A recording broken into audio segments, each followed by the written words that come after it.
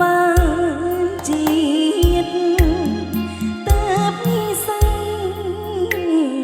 នាំឲ្យយើងជួបគ្នា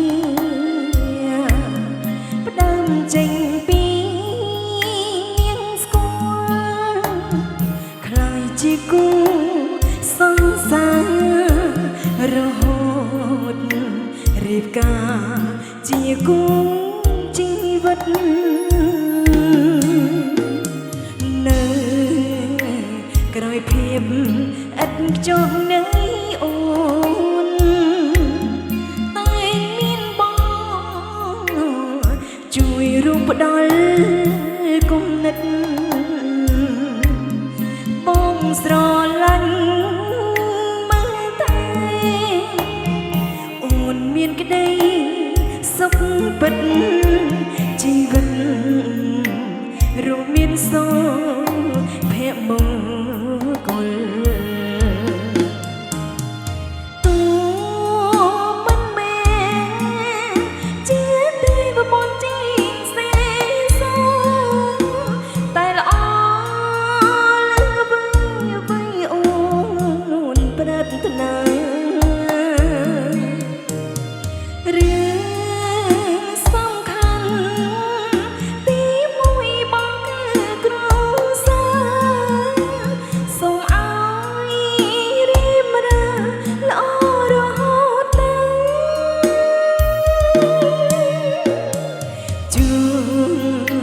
ភ្លេងធំឲ្យឆ្លងរួមគ្នាទួរងាតែក្បែរបងកុំក្ដៅសូមរក្សាចិត្តស្មងឲ្យល្អតកូនចៅទុកនៅជាទ្រព្យសម្បត្តិស្នេហ៍យើង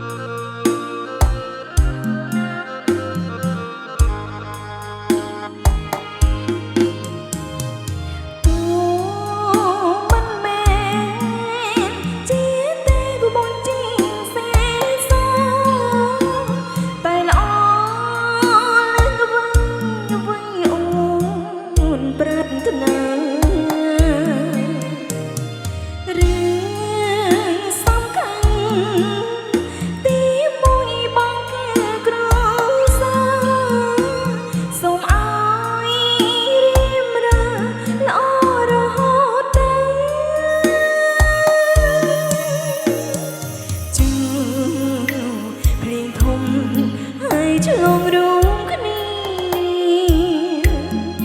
ទូរងាតែក្បែរបងកុំក្ដៅសូមរក្សាចិត្តស្មងឲ្យល្អតកូនចៅទុកនៅជាទ្រព្យសម្បត្តិ